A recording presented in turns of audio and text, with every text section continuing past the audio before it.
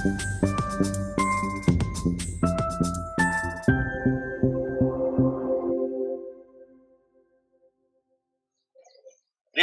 and a warm welcome to the Prakash Bhatna Show. I am your host Prakash Bhatna, and our mission is to make sales and selling an enjoyable and seamless experience. We bring you the most brilliant minds and industry experts who have traversed the sales landscape and are now here to share their incredible journey, success frameworks, invaluable experiences, unique perspectives, and profound learning. Join us as we dive deep into the world of sales, uncovering the secrets to staying ahead in the game and achieving extraordinary success. Get ready to be inspired and empowered to elevate your sales prowess to new heights. From idea to profit, launching scalable product with success. How do we do it? And what it takes to do it? What are the frameworks? How do we even go about it? Today, we have a very special guest with us who will unlock the secrets for us. Kaustubh has over 14 years of experience in diverse domains, ranging from automotive and aerospace to specialty chemicals and electric vehicles. He is currently a founding member of iMoto Indonesia, a startup that aims to build an electric ecosystem in Indonesia and ASEAN. He is also the country manager of Panchakti Labs Chemicals, a leading manufacturer of specialty chemicals. His core competencies are problem solving, innovation, collaboration, which he leverages to create new partnerships, open new territories, and launch profitable and sustainable products. He has a deep understanding of product design, development, and execution, as well as communication relationship building skills. He is passionate about contributing to the transition to clean and green mobility in the region and beyond. So let's put your hands together to Mr. Kaustubh. Let me welcome him to the Prakash Bhatna show. Mr. Kaustubh, glad to have you on our show, and it's an honor to interact with such a dignified person. Thank you once Thank you, again for Prakash. gracing us. And I'm sure today we will be having a very interesting discussion for the next 1 hour or so. Thank you so much once again for coming around. Thank you, Prakash. Thank you for the invitation and really compliments to the show and your efforts to make a sales seamless and a enjoyable journey. And my best wishes. And look forward to share some thoughts during the conversation today. Great, great. Thank you. So, Kaustubh, we will jump into our discussion. So today the topic is also very interesting, and I'm sure many of the entrepreneurs out there, many of the aspiring entrepreneurs who want to start their journey in the startup phase and so on and so forth. So this all will be important to them. So today's topic, and also for the organizations who have already reached certain scale, certain mass, certain critical mass, they will also find a lot of merit in our discussion today, because the topic itself is so interesting and so engaging.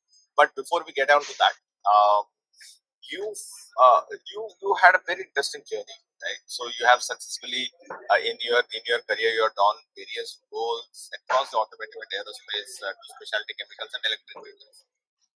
So the portfolio have been diverse.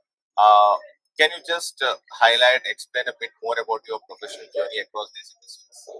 Sure, Prakash. It would be a pleasure to have you uh, explain about that, right? So, I am a mechanical engineer by qualification, and I got into sales by accident. So, it was not by plan, right?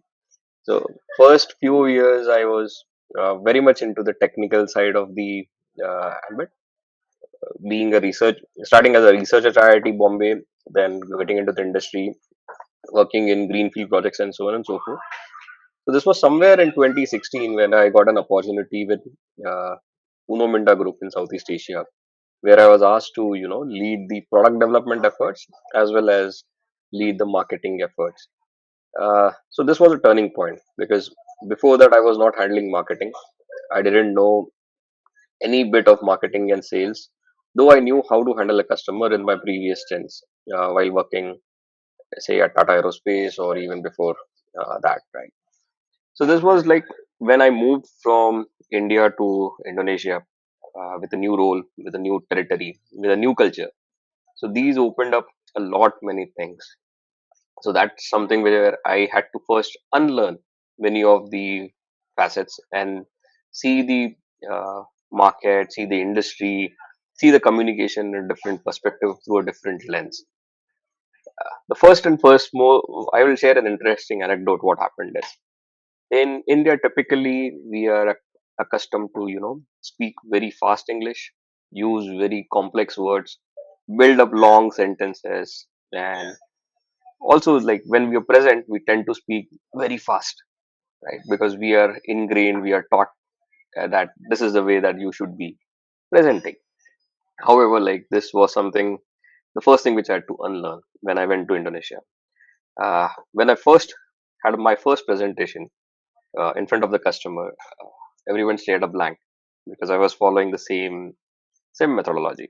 yeah, Very fast, very complex words, big sentences, and kind of a westernized English or something of those lines.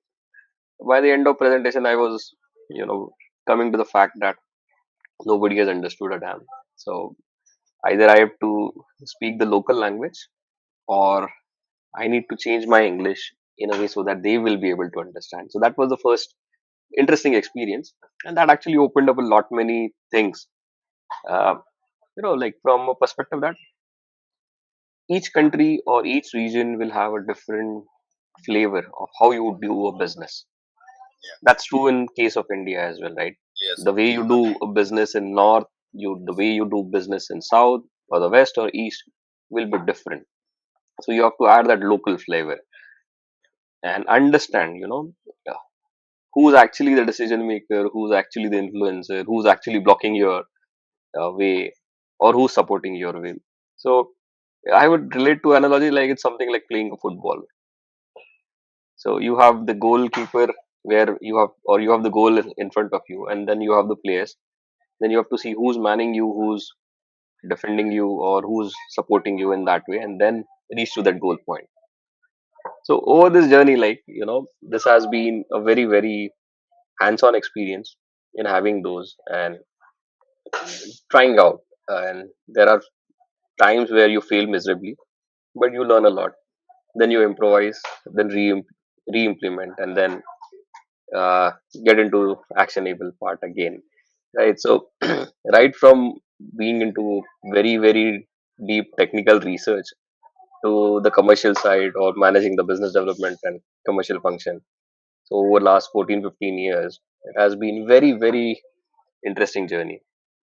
So I hope that answers your first question, right, about the journey yeah, part, right? Now, just to add to this other part, which is like why so diverse. The reason is I wanted to experiment, I wanted to learn, right? So the best way to learn is to diversify, and we call it as innovation, right? And there is a very thin line between a research and an innovation. Like, how do you know whether you are really innovating? So, to be very honest, all the innovation which is possible is already available in some or the other form. You just need to search, you just need to analyze and see how it relates to a certain industry. For instance, if we say the automotive product development process, how the cars or the vehicles are developed, so it has matured over say hundreds of years, right? Now the same thought with a different jargon, different language, we find it in the IT industry.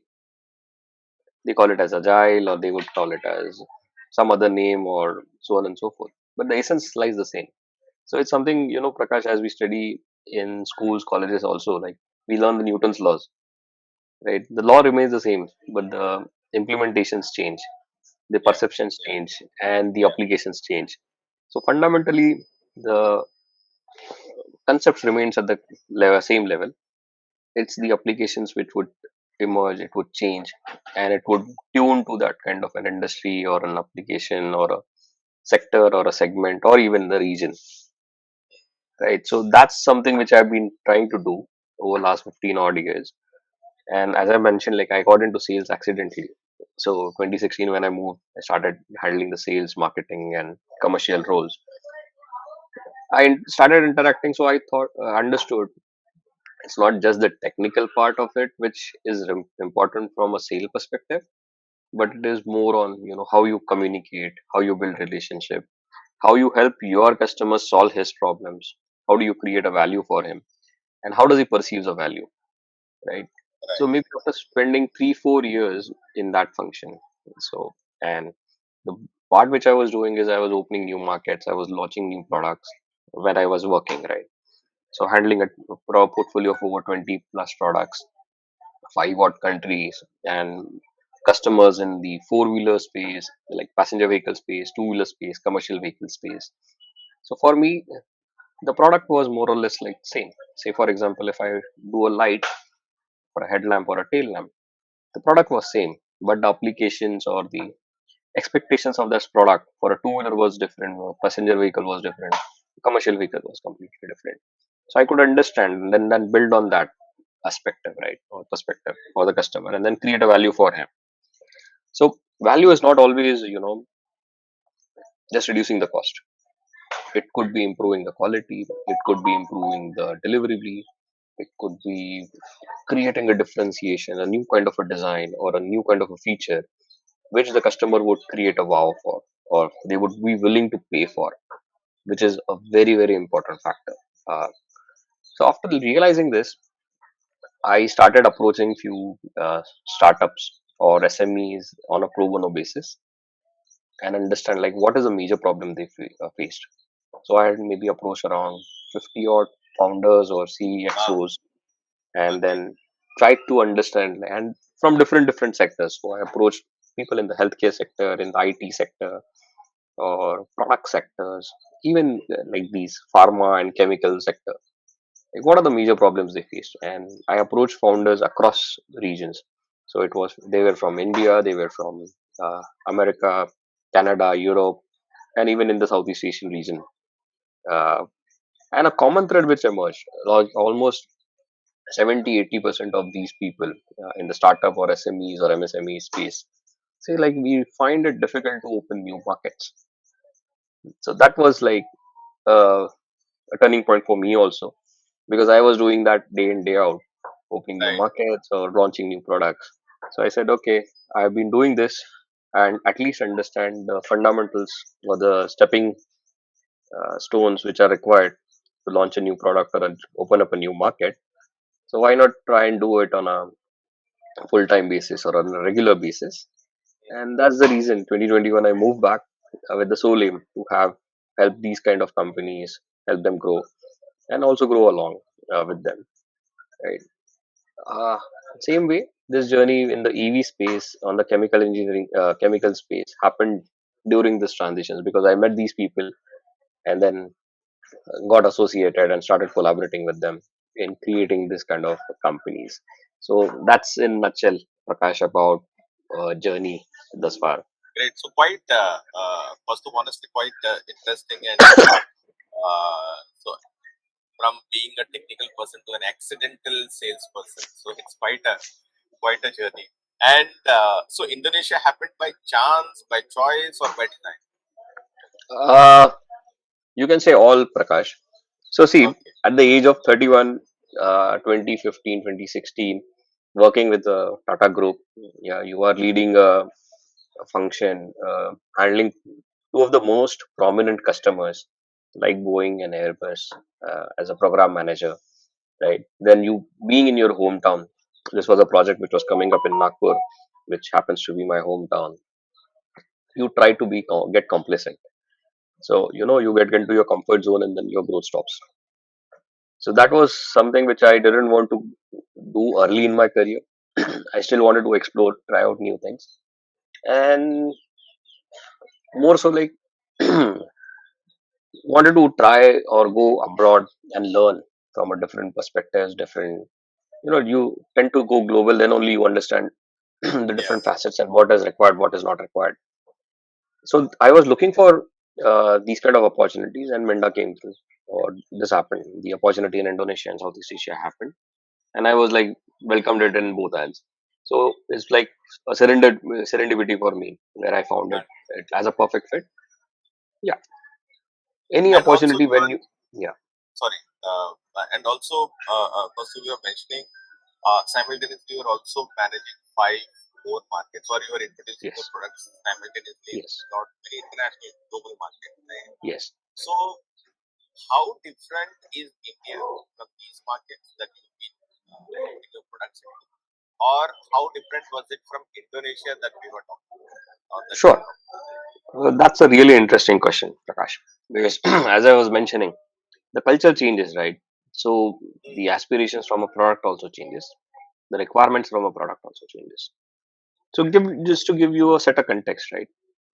In India, if you typically go to buy a two-wheeler, you have a fixed price point in your mind.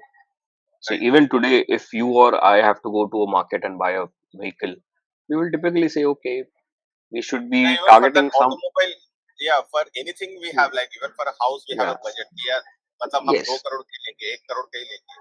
Even for bike, correct, we know under 1 lakh is what is an affordable price for us. We can't exactly. right? Yeah, Yeah. So typically, if you go to the market today, also, or even if I go, I will have that price point of 75 to 80,000 or between 70 to 80,000 as a sweet spot, right? And all the vehicles which you or I will research will be in this price band. There will be, uh, some features which you would like, but those features or those kind of performance will be only available on a price point which is say over 1 lakh rupees or 1 lakh. Yeah, on the higher side, right? But we will say like whether we are really putting that kind of value for that feature, or we want to move our needle from say 70,000 to 1 lakh rupees, or we still want to retain at 70,000 and then see how these could be still managed, right? yeah, So that's India, right? Whereas in Indonesia, if you go, or in ASEAN broadly, this changes a lot. People will pay for the features, people will pay for the accessories, people will pay for the performance, people will pay okay, for the aesthetic quality.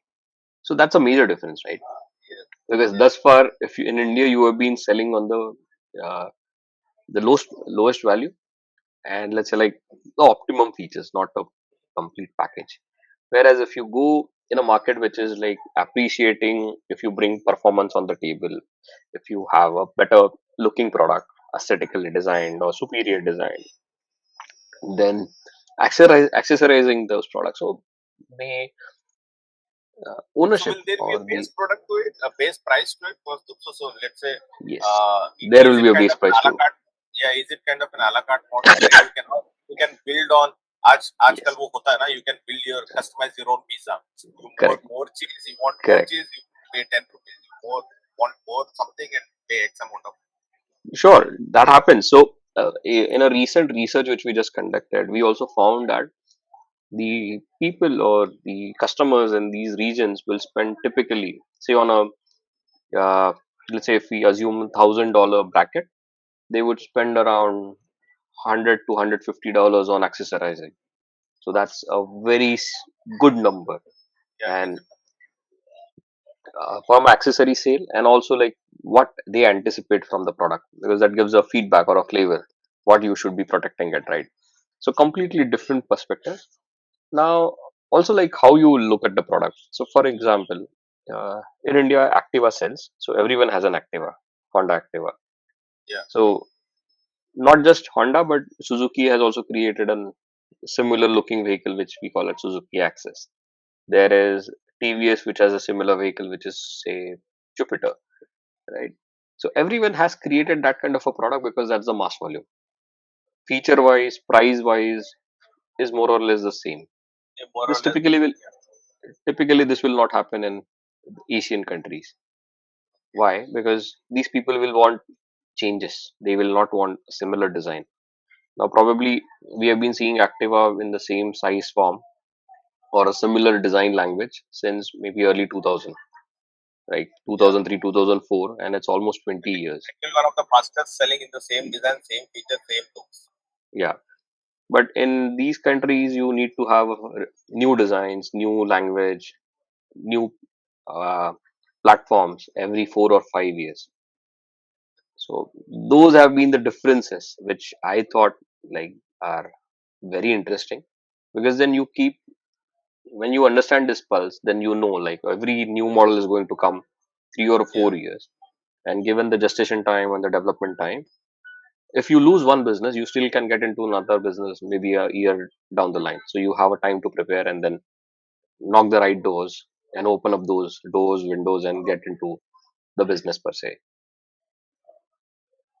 It's a very good good perspective. So Kaustubh, you have come a long way, like at Yeah. such an early age in terms of you have reached a good level in terms of your professional career.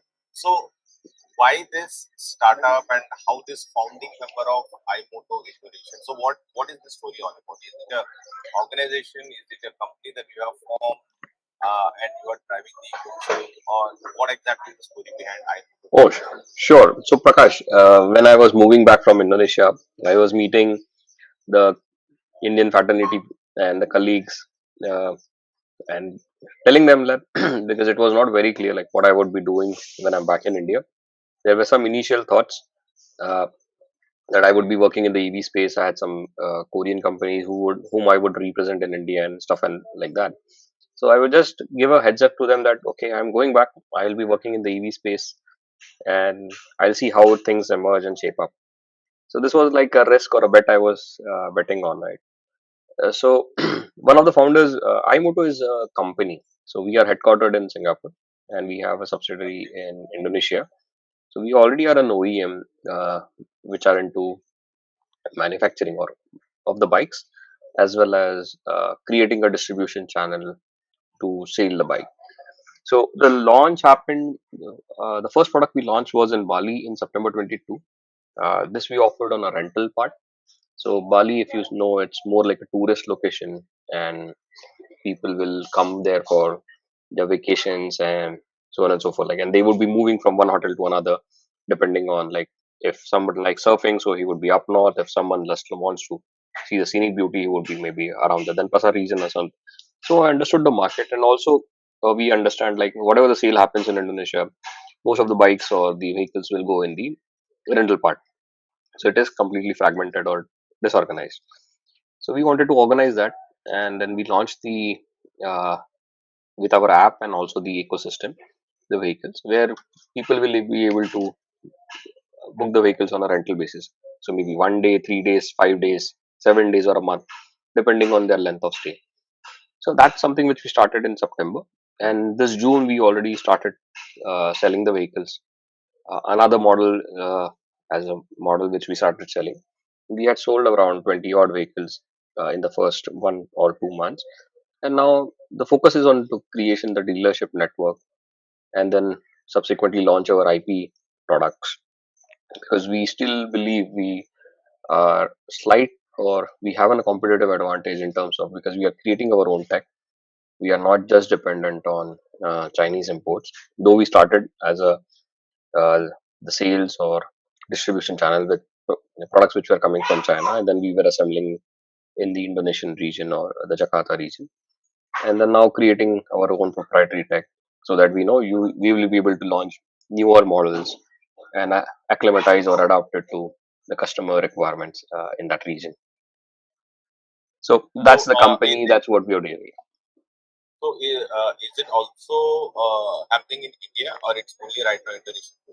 So right now this is happening in Indonesia. A majority of the tech development is happening in India. The tech and the software developments and stuff like that happens in India.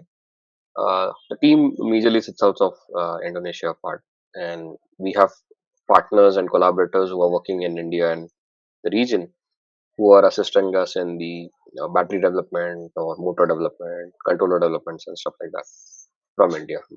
But majorly the IP will be with us so that we are able to take it to the market as we progress. And we have a very So, interesting team what? in iMoto. Yeah. Yeah, yeah. So Please go. one of the founders is he used to be country manager or president director for Tata Motors. Been in that space for around 11 years, and so he was like the first one of the few first was people who came from Tata Motors side, came to Indonesia and helped Tata Motors set up their office in Indonesia and then turn it also Right. profitable. So he was the head there. The other founder is he was a country manager with Tata Power. Tata Power happens to be the largest investor from India in Indonesia, having assets over $1.4 billion. So he was on, let's say, like board of multiple companies, handling multiple JVs in the mining and energy space, and other peoples who have worked in automotive space. Like one advisor is He was a purchasing uh, head for Nissan in Indonesia. Then we have team who have worked with Nissan, Yamaha, Honda, and likes in different capacities and uh, responsibilities.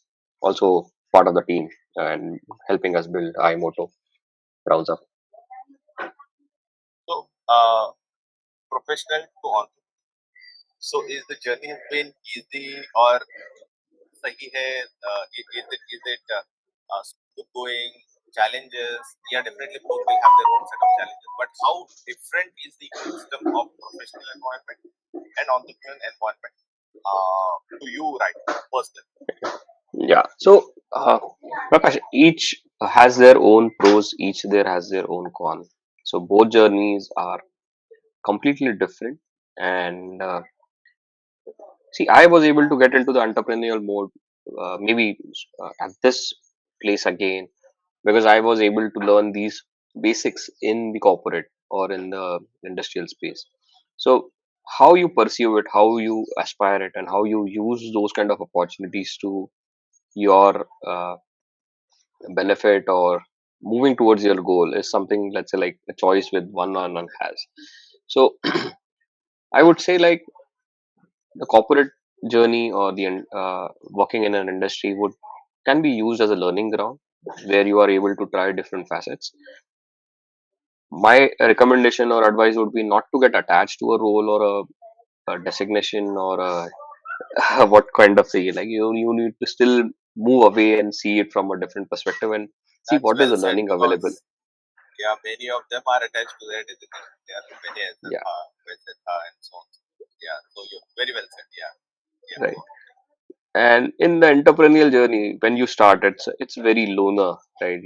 And you really don't know which path you will be going and whether there will be any daylight or not. So you need to have a resilience and you need to have a patience. So it's always said, like, you need to be there for around 1,000 days to survive or create create a meaningful uh, product impact, whatever you put it, right? So either you put 10,000 hours of practice or you be there present for 1,000 hours or 1,000 days so that you are able to create something. And it's just a matter of fact, right? We say we start up, right? Start up because we want to, and then we just close down. Or it's not a fad or a fashion, but it's a serious business, right? The most important aspect in any company would remain, like, you need to talk to the customer who's going to buy your product and whether he's willing to pay for the product. So it is it a good to have or a must have, or are they you are in love with your product so that they can't wait and they are just behind you so that you are able to sell. So what is that journey is a discovery, and this discovery is actually a very loaning and at times frightening. But if you have the guts, if you have the patience, if you have the resilience, you can sail through. And it will involve a lot of pivoting, because what you think in Excel or a PowerPoint or in your mind may not translate as is when you bring it to the product or a service. There may be a complete different dimension to it.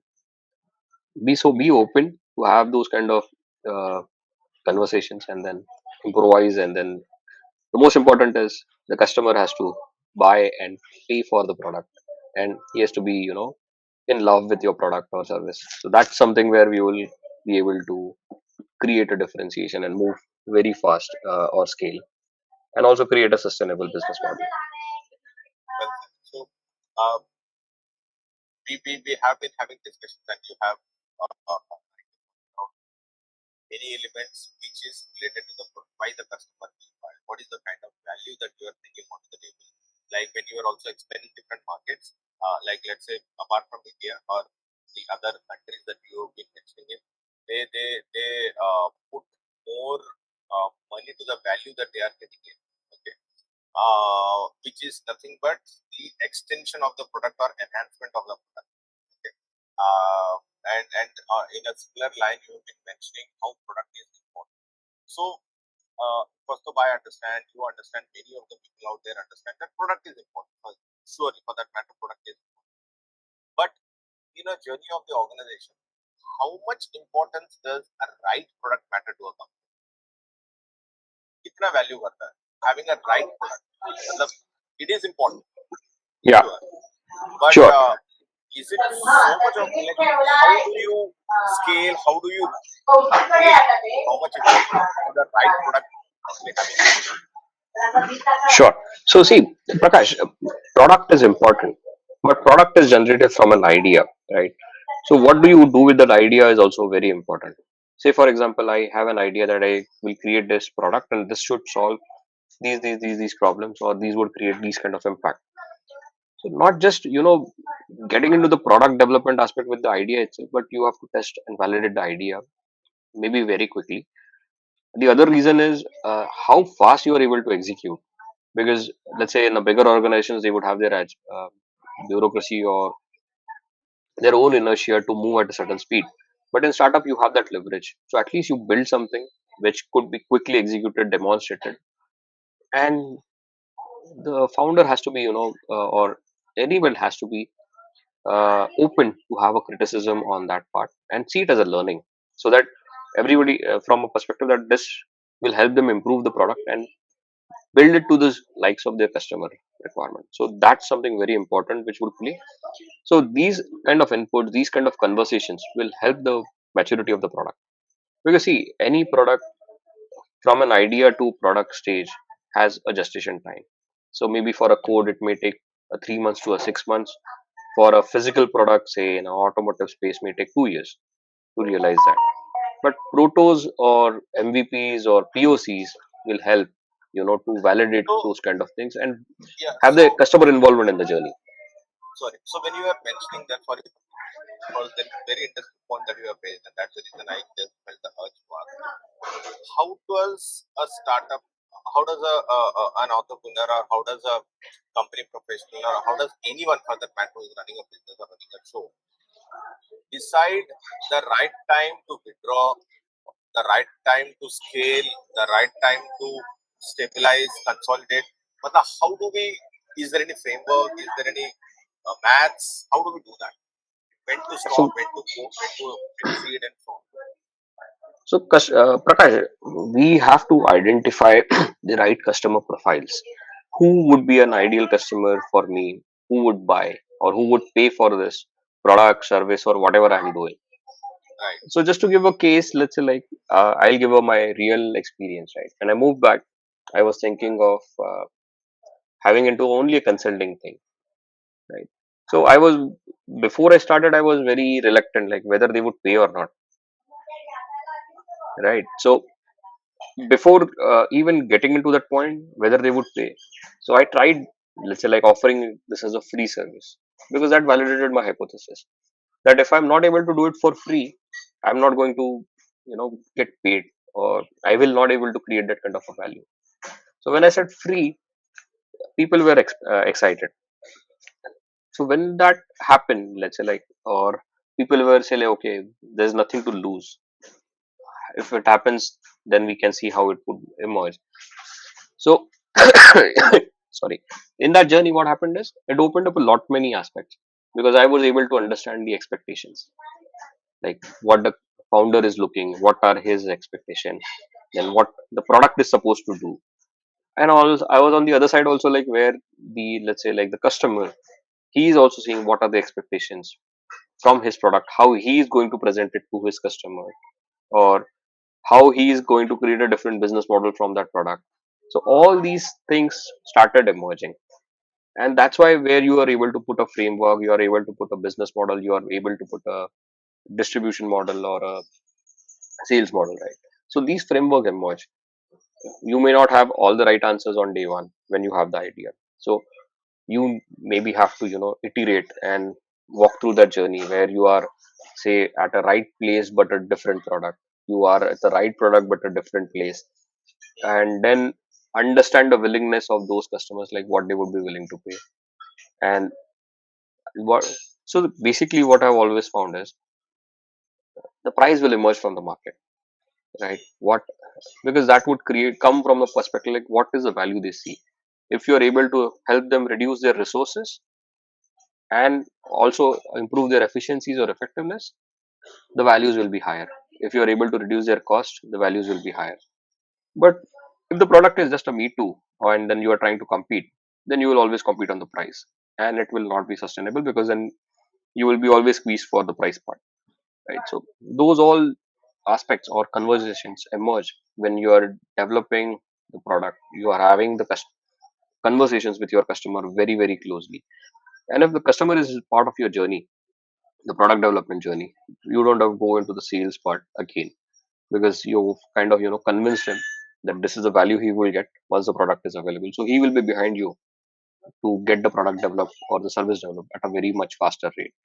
So that's something, Prakash, I think I was Yeah, wanting to highlight. Yeah, because this is that's something yeah. very very tricky and very thin line walking and a very tightrope walking.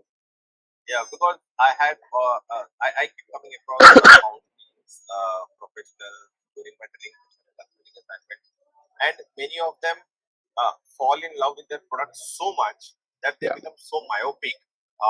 And sometimes I feel like many of the times I give them signals in terms of they need to retreat, they need to take a step back, think through from a perspective wherein, and then again they need to bounce back. But what happens is many of them don't, as I told you, they become so myopic that they feel that what they are doing is the best for the customer.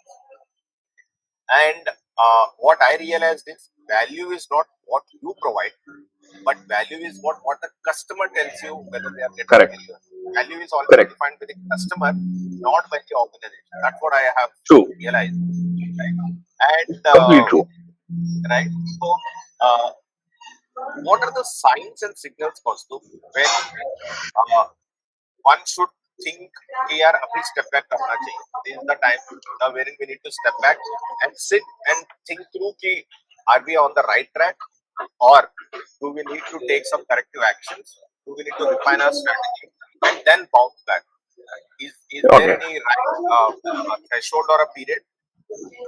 so Prakash, a very interesting point. So as in sales, we always talk like we have a funnel, we have a ideal customer profile, we have like the scripts and everything, right? So these are to be monitored and analyzed very critically in the initial days. So say for instance, we have identified like these would be my ideal customer profiles, and we are talking to say 10 odd customers at different levels, and then understand their perspective on the product or the service being offered. If we are seeing like in these conversations 50-60% are not even convinced like these would solve their problems, right? And another 30-40% still, let's say, like not sure like whether it would or not. Still it's a good sign, right?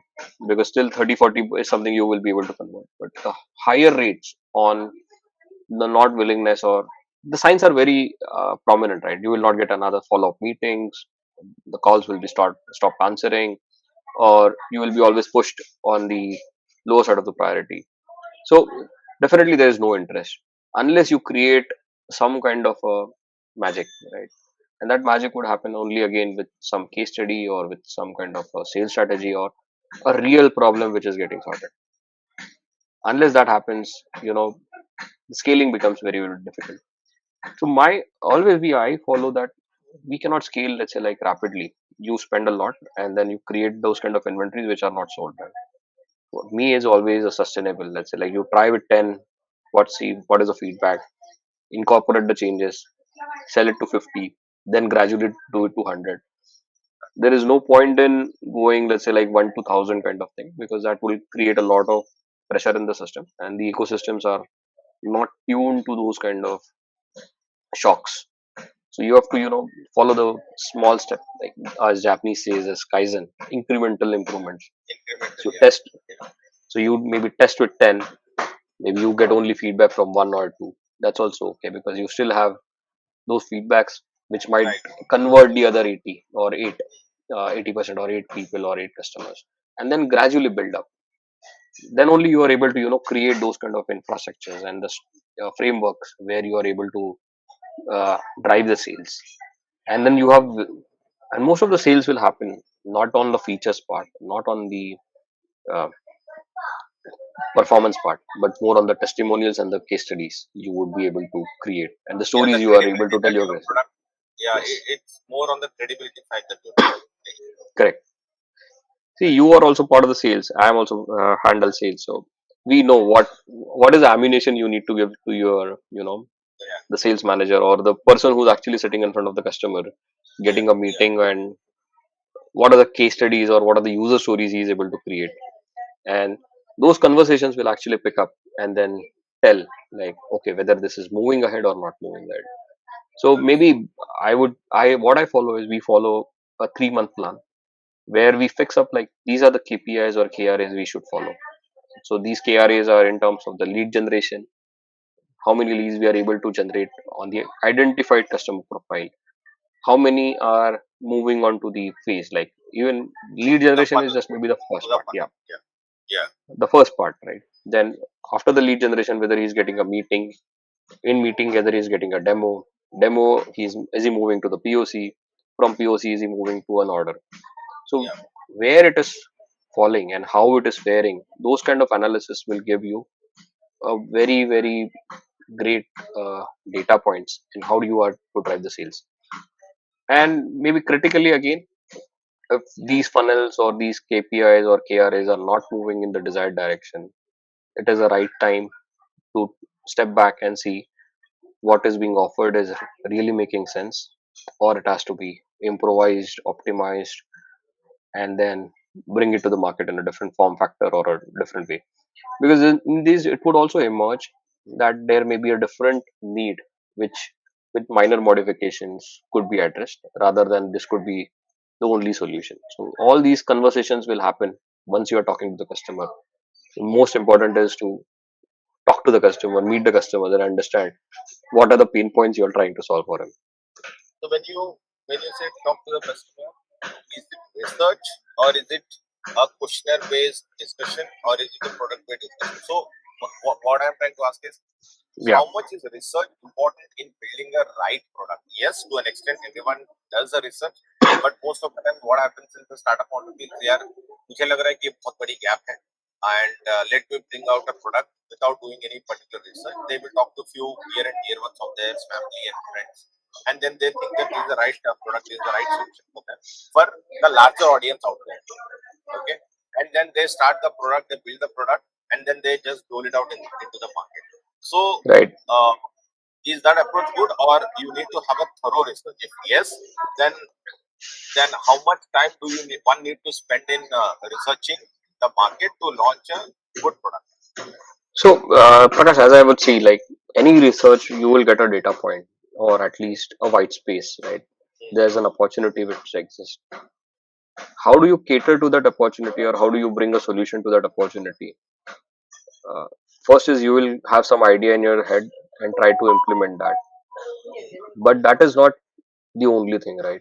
You have to validate from, you have to start defining who will be the real buyer, what would be the customer profile, and maybe have some interactions or some questionnaires with him and pick his brain, like whether they would be really even interested. Or and at times there are cases like, the customer was also not able to define their problem or verbalize their problem. In that way, like, you have to come to the impact what you are going to do. So either way, let's say from your research you are able to solve the outcome or the impact, what it is going to make, or if it is a service, then what are the other benefits the customer would derive. That has to be clearly stated, at least in the early days. It's actually very difficult, or it's when we are talking it seems very easy, but it is the most difficult part. And the Yeah, crisper you do it or the shorter you keep, you will be able to have a focused approach. Otherwise you get tend to you distract. tend to lost in Uh, the entire yeah, yes. exercise. Okay, okay. See, because what happens is, like, when you're building, you say, okay, I can solve this, I can solve this, I can solve this, I can solve this, and then you dilute the entire essence. So Understood. maybe only one or two points, like very pinpointed, like I will be able to solve your this problem and this problem, and these would be the outcomes. That's a good place to be, at least in the initial part. And And then it can evolve over a period of time yes, as you keep getting the feedback from the customer. So, Well, uh, Prakash, all sales will follow one aspect, right? They would say, "This is my hero product. This is what I use for as an entry strategy, right?" And then I'll start cross selling, right? So, if you are say in a B two B sales, every time you would say like, "This is my entry, and this is how I will cross sell, and this is how I will grow." So, because what happens is you have over a period built a trust, you have built your credentials, you have built demonstrated that you are capable of following their understand their language, and then once that comfort is established, you will able to scale. The moment what these days is happening is everyone wants to go from 0 to 1 to 1000 to 10,000 in a very short span, yeah, and that's in challenge. that is a challenge. So Yeah, typically that will not happen, so you burn a lot of money, you uh, don't build a profitable business. See, because you need to right. also understand the cost structures, how it will get evolved. So you will have certain revenue, you will have certain cost of goods sold, the margins calculations, then how you are spending on the marketing and sales, and also the allied costs. So all things these have to emerge, and you need to train the right people and also put the right people in the right job. Otherwise, it's very difficult. You may have a very good product, but a very bad team. Still, you will have the same problem. But or otherwise, is you have a very good team but a very still okay product, you're still able to scale and grow and improvise along the journey. So it's not about, let's say, like looking from a 1 year, 3 year, 5 year perspective, but you have to see a 10-15 year kind of horizon, and then how you would be able to evolve in that journey. So, very interesting point, and my next question was related to the same point that you have mentioned in terms of team and product. Okay, I will add a third dimension: story. Hmm. In the market, there are many products that are awful, and many which are absolutely fantastic. But we will not talk about fantastic because वो तो चल ही रहा है, मतलब they are doing good. But what I see is, and what I hate is, there are mediocre to very below average products. They are doing good. The reason, they have excellent team and they have excellent story. They are also thriving. So, what is the reason? Is it only because of the team and the story? Because the customer will realize sooner than later, uh, it is not giving the, it is not solving the problem that because of which they have hired or they have taken this particular product, right? So, is it playing with fire, or is it a chalta hai strategy? Is it a good strategy for many of the organizations to have it and sustain it for years and years and years? So Prakash, interesting perspective. So what happens is, uh, need to understand like what is the problem the product is trying to solve, whether it is, let's say, like their critical problem or their customer is dependent on this product or not. The moment you see, say for example, in a B2B space, I say I'm a tier 2 supplier, then I have a tier 1, and then maybe a larger OEM, and then OEM's customers, right? So the priority or the ranking or the criticality will depend on how the chain looks at that product or the service. If it is not under priority, the focus will be different. If it is on the priority, the focus will be completely different, and you will be having, you know the customer representations on people talking to you in that way. So here, what I agree to point is like there are substandard products but still thriving because they are able to create that kind of need. They understand the customer buying behavior, they understand the customer preferences, and they also understand like the moot point, why this is to be used and why this is to be sold. So if, let's say, it is a matter of a price difference, they will be able to create the story around a price difference and then just do the job, but still a market would be exist. So any customer, whether it is me, whether it is you or anybody, will buy a product because of a story and what is the problem it is going to solve, and how I'm able to relate to that kind of a story or that kind of a product. So if you are able to solve these, the sales are through, or you will have a continuous sale. Right. So it's not just a, what I would generally look from one sale, not just a one-off sale, but maybe a repetitive sale. And what is the stickiness, like what is the longevity of that entire cycle. Correct.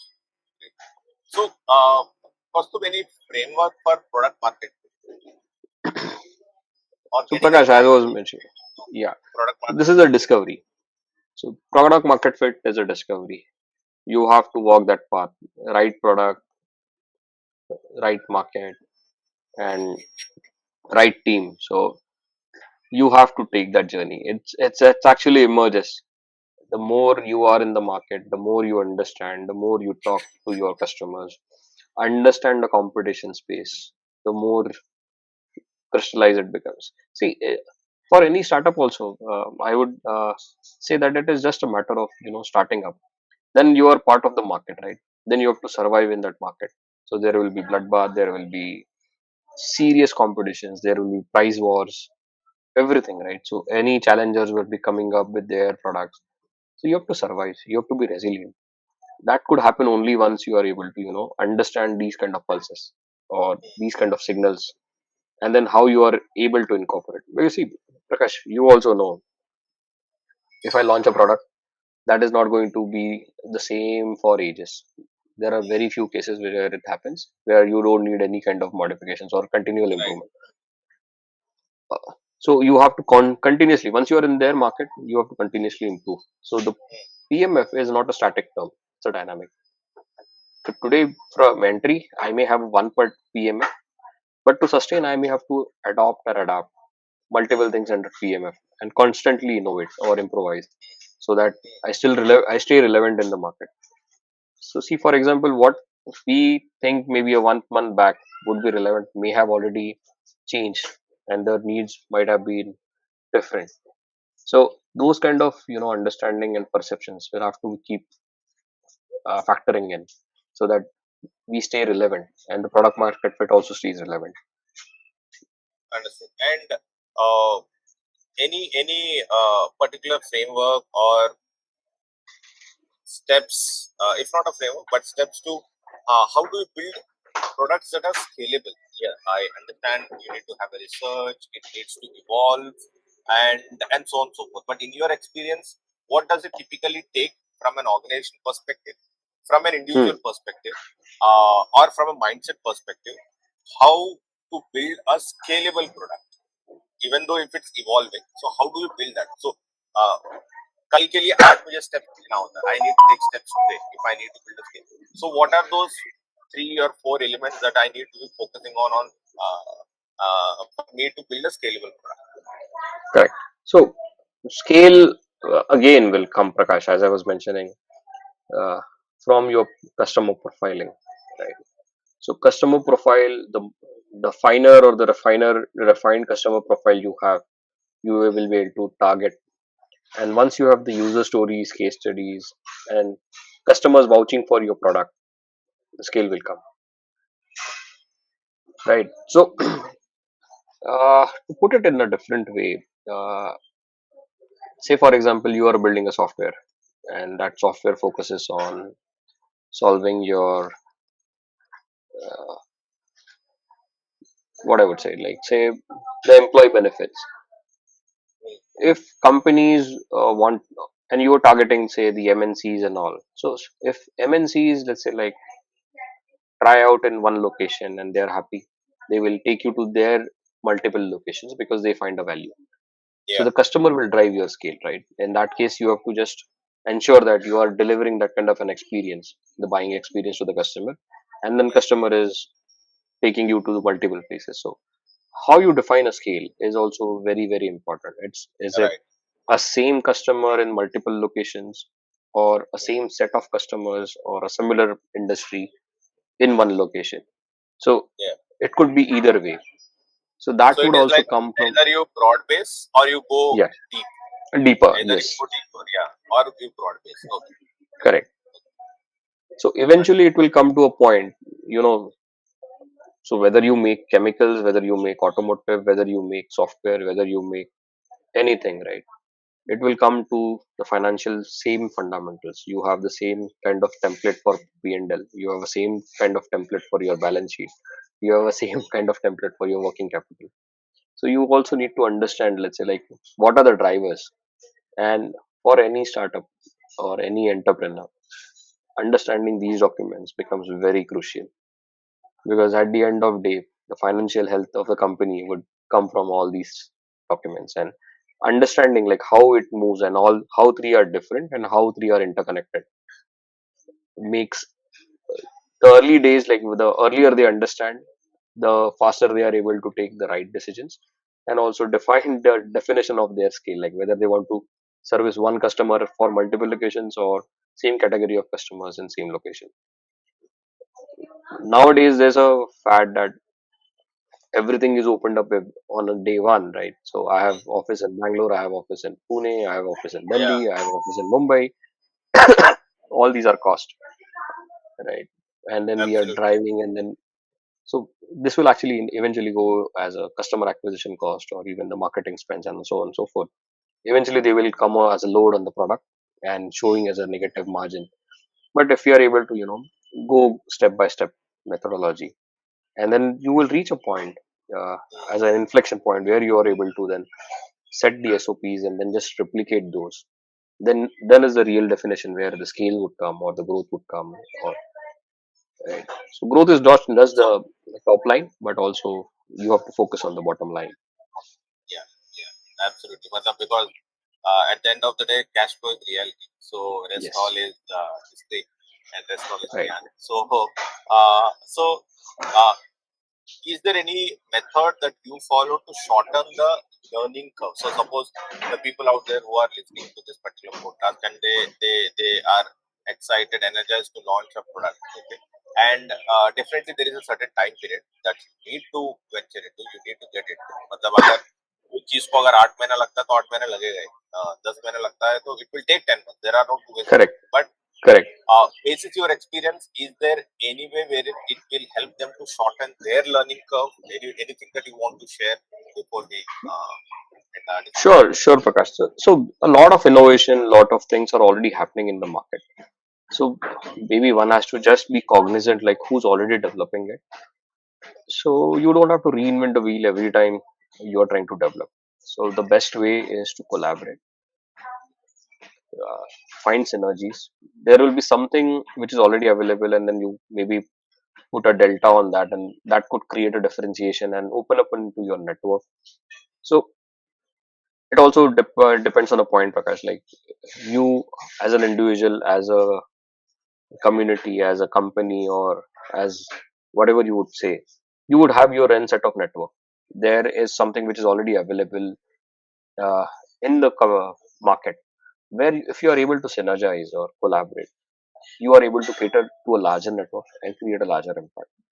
So, for example, just to give you a real example, what we tried to do. So, when we started building this EV company in Indonesia, one thought was like when we are developing our own tech, we hire the R&D people and then do our own research and then create our own products. So, this would have been a burn for quite a substantial time, right? Because then we have to open office, we have to create the infrastructure, we have to hire people, and then expect that they would work on what we think and that should be right. And then would have been a longest gestation time as well as a longer duration to reach to the market or also come up with a product. So what we differently did is we scanned the market, who's doing what. So usually you would find, let's say, like once the startups or companies successful, their founding members are opening newer companies and trying to solve a different problem.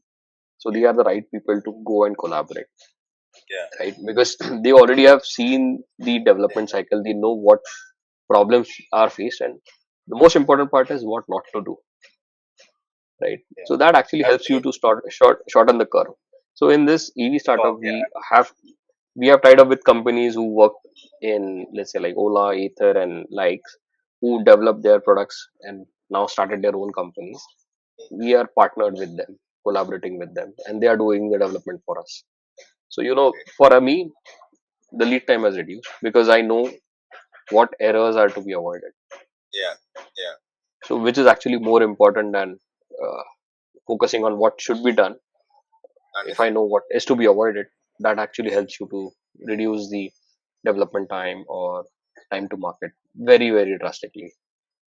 Absolutely fantastic. So, uh, before we end our discussion, any particular closing comments, any advice? Sure. So, Prakash, one thing I would say is unless you try, unless you fail, you are not into the startup thing or anywhere, right? So, take chances, do experiments, keep failing, keep learning. Failures are just a step backs or stepping stones. So, unless you are willing to fail or accept the failures, you're the startup is not for you, because this is something, you know the media would hype that this is a overnight success, but the founder will only know how many times he has failed, he Yeah, was and you rejected by rightly pointed customer. out, it's a lonely battle always initially, Yeah, at least. it is all bad, right? Yeah. Many a times there will be doubts like why have even started this, why have why even I wanted to get into this. But that's your faith and belief. So the the way you are able to disjoint your failure and your personal thing from the failure itself, but take it as a learning, would help you in building a quite resilient team, a fantastic product, and also then able to scale, right? So that's something which I would give as a 2 cents to all the aspiring founders or people. And early days, start learning the methodologies of sales, because that's something which you will get the money to the company, and then that's something which you would survive, right? So Right. investor money is fine, but if the customer is paying willing to pay for your product, then the investors will be behind you rather than you chasing the investors. Absolutely. Yeah. So, very well said. That last point was nearly the topic. So, absolutely well said. Because that is not happening today, and that is rare to see. But also, I would love to continue this discussion, and it's been quite an interesting discussion, quite insightful. I am taking a lot from this discussion of ours. But as the format of the program, we have come to an end. Thank you so much for taking this occasion and being a part of my program, the Prakash. Thanks, Prakash. It was a pleasure and it was a learning experience for me also. So I also will look back and see if I could do better with the questions you asked, or maybe some things differently. It was pleasure Absolutely. meeting you and thanking really thank you for this opportunity. Thank you. Thank you, Kaustubh, for sharing your valuable insights. And it's been an absolute pleasure to have you on our show and discuss the various facets of selling, of how to build a scalable product for any organization for that matter. Your learnings and framework will help a lot when you're out there in dealing with situations better. Thank you once again for your time. That's it for today. Do keep listening to the Prakash Bhatna Show, as every week we will come with an expert to share their views and experiences and learning. Lastly, let me know what you think, and I greatly appreciate it. Myself, Prakash Bhatta, reminding you again, selling is easy when you know how. Take care. Follow High Sales on social media and do visit our website for free resources, www.highsales.com. Thank you once again, and see you next week with another guest. Another, thank you. Thank you, Prakash. Thank you.